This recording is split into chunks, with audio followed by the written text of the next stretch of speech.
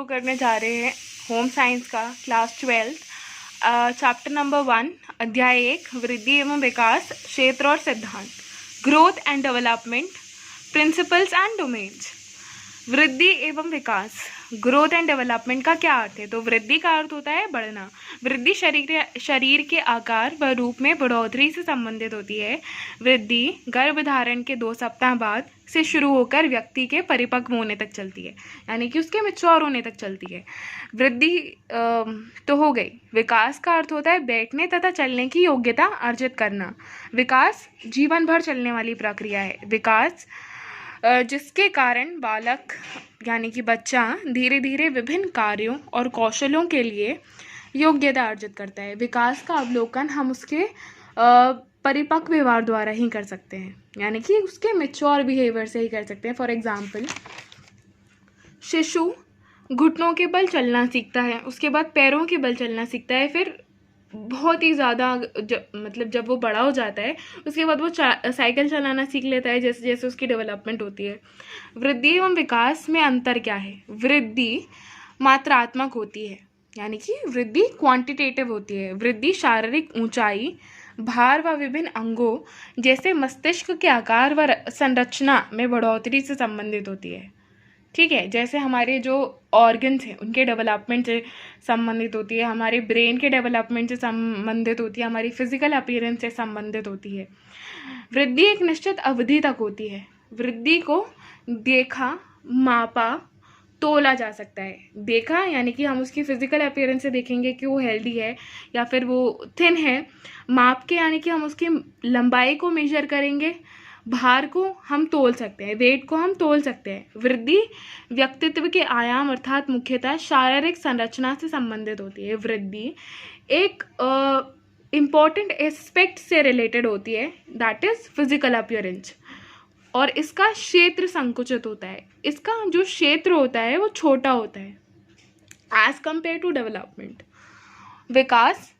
विकास मात्रात्मक और गुणात्मक दोनों रूपों में होता है। विकास क्वालिटेटिव और क्वांटिटेटिव क्यू स्क्वायर दोनों रूपों में होता है। I have given this name Q square because qualitative और क्वांटिटेटिव दोनों में होता है।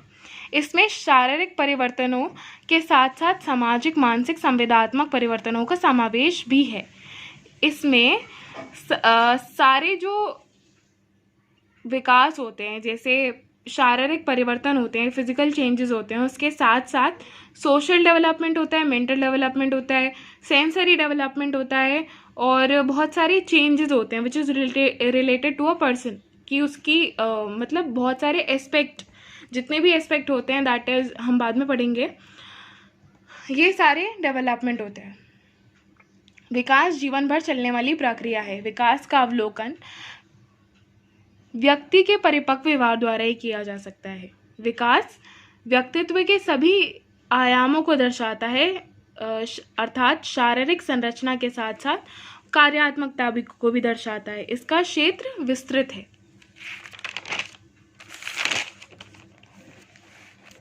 अब हमारा नेक्स्ट टॉपिक है different aspects of growth and development. वृद्धि एवं विकास के पक्ष, तो इसके 7 एस्पेक्ट्स हैं, यानी कि 7 पक्ष हैं वृद्धि एवं विकास के।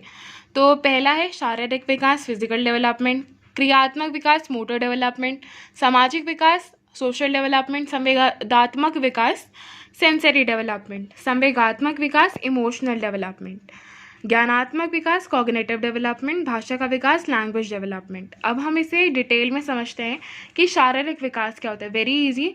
शारीरिक विकास, फिजिकल डेवलपमेंट, शरीर के विभिन्न अंगों जैसे हड्डियों, मांसपेशियों आदि के बढ़ने को शारीरिक विकास कहते हैं। क्रियात्मक विकास, शारीरिक विकास का मैं आपको एक एग्जांपल देती हूँ। शारीरिक विकास जैसे आपके लंबाई और भार में परिवर्तन।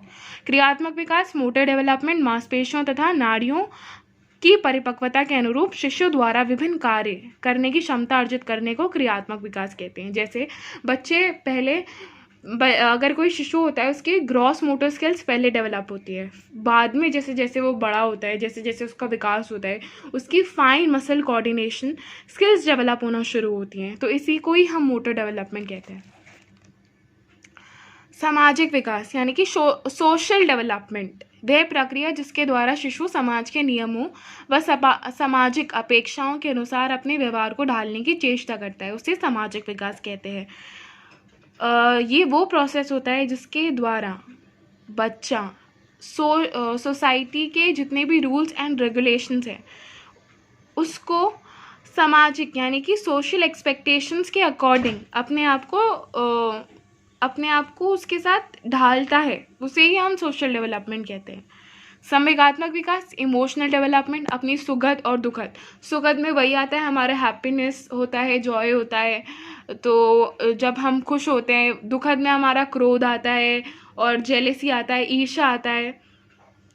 तो उस पर नियंत्रण रखते हुए समाज द्वारा वांछित तथा अपेक्षित रूप से उसे अभिव्यक्त एक्सप्रेस करना संवेगात्मक विकास कहलाता है। अब आते हैं नेक्स्ट पे, संवेदात्मक विकास सेंसरी डेवलपमेंट, अपनी ज्ञानेंद्रियों यानी कि अपनी 5 सेंसेस के प्रयोग द्वारा अपने आसपास के वातावरण को महसूस करना, उसे परिचित करना, अर्थात शुद्ध शब्द में आत्मसात करना संवेदात्मक विकास कहलाता है।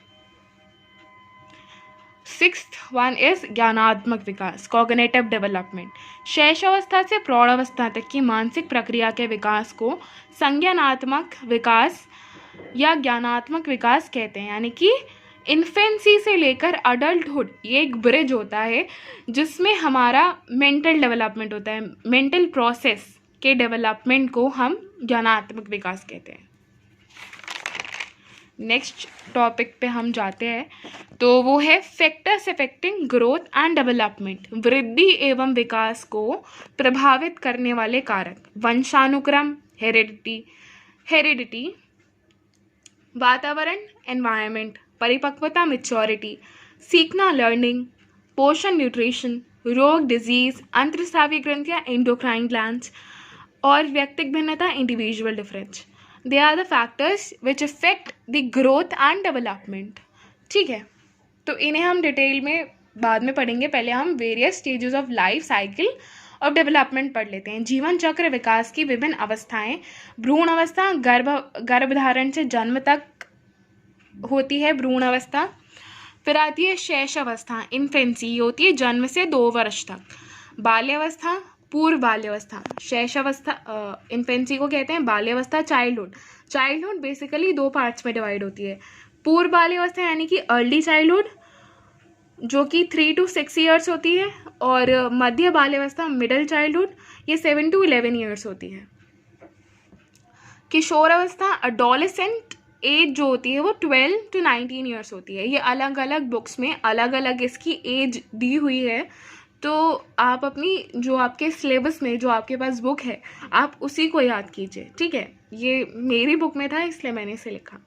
तो पूर्व किशोरावस्था यानी कि अर्ली अडोलेसेंस, मध्य किशोरावस्था मिडिल अडोलेसेंस, उत्तर किशोरावस्था लेटर अडोलेसेंस। तो पूर्व किशोरावस्था यानी कि अर्ली अडोलेसेंस होती है 11 to 15 ईयर्स, मध्य किशोरावस्था मिडिल अडोलेसेंस 15 to 16 ईयर्स, उत्तर किशोरावस्था लेटर अडोलेसेंस 16 to 19 ईयर्स, प्रौढ़ावस्था अडल्टहुड 20 to 60 ईयर्स यानी कि 20 से 60 वर्ष तक होती है ये। प्रारंभिक प्रौढ़ावस्था अर्ली अडल्टहुड और मिडिल अडल्टहुड, तो प्रारंभिक प्रौढ़ावस्था 20 से 40 वर्ष, मध्य प्रौढ़ावस्था 40 से 60 वर्ष। ठीक है, वृद्धावस्था ओल्ड एज 61 ईयर्स से मृत्यु तक टिल डेथ। ठीक है, right. Principles of growth and development, वृद्धि एवं विकास के सिद्धांत। तो वृद्धि एवं विकास के 7 सिद्धांत हैं बेसिकली अगर हम बात करें तो। विकास, पहला सिद्धांत, विकास एक निश्चित क्रम में होता है। Development occurs in specified and pre determined manner. ये 2 टाइप से होता है, पहला सेफेलोकॉर्डल सीक्वेंस, दूसरा प्रॉक्सीमोडिस्टल सीक्वेंस। इसे हम हिंदी में कहते हैं सेफेलोकॉर्डल सीक्वेंस को मस्तिष्काधोमुखी विकास, और प्रॉक्सीमोडिस्टल सीक्वेंस को निकट से दूर दिशा में विकास। सेफेलोकॉर्डल सीक्वेंस हेड टू टो होता है, प्रॉक्सीमोडिस्टल सीक्वेंस इनसाइड टू आउटसाइड होता है। अब इसे हम डिटेल में पढ़ते हैं। तो विकास एक निश्चित क्रम में 2 प्रकार से होता है, मस्तकाधोमुखी विकास, सेफेलोकॉर्डल सीक्वेंस और प्रॉक्सिमोडिस्टल सीक्वेंस, जो मैंने आपको बता दिया। मस्तकाधोमुखी विकास, इस क्रम में विकास सदैव सिर से शुरू होकर पैर की तरफ होता है, और यही एक वजह है कि जो इन्फेंट होता है उसका विकास सिर, उसके पहले उसके सिर का विकास होता है, फिर धड़ का और आखिर में पैरों का। इसलिए जन्म के समय जो नवजात होता है उसके सिर के अनुपात से उसका धड़ छोटा होता है। निकट से दूर दिशा में विकास, इस क्रम में विकास, शारीरिक विकास शरीर के केंद्रीय भागों से शुरू होकर आगे की ओर होता है। ठीक है, अब हम नेक्स्ट पे जाते हैं। नेक्स्ट सिद्धांत है विकास एक निरंतर चलने वाली प्रक्रिया है। Development is a continuous process. अगर हम इस प्रिंसिपल को समझे, it is very easy to understand कि विकास जीवन भर चलने वाली प्रक्रिया है, जो हमने उसके अंतर में भी पढ़ा था, यानी कि डिफरेंस में भी पढ़ा था। तो जिसकी गति या तो कभी धीमी होती है या तो कभी तेज़ होती है, उसकी स्पीड में डिफरेंस हो सकता है, लेकिन ये कभी रुकती नहीं है।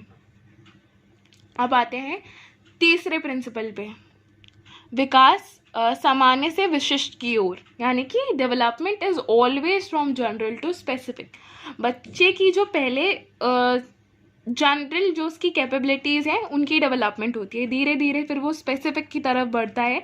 जैसे अगर हम एग्जांपल लेते हैं मोटर डेवलपमेंट का, तो पहले जो बच्चा होता है वो पहले अपने हथेली से ग्रैब करता है किसी चीज़ को, अपने हथेलियों से पकड़ता है, उसको कहते हैं ग्रॉस मोटर स्किल।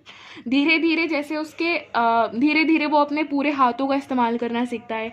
जैसे जैसे आयु में वृद्धि होती है, जैसे उसकी एज बढ़ती है, वो उंगलियों का यूज़ करना सीखता है, that is fine motor skills. जब वो सीखता है तो क्योंकि छोटी जो मांसपेशियाँ होती हैं, फाइन मोटर स्किल्स होती हैं, यानी कि फाइन मसल कोऑर्डिनेशन होता है, वो देर से विकसित होता है बच्चे में। तो इसलिए जो फाइन मोटर स्किल्स हैं वो देर से डेवलप होती हैं।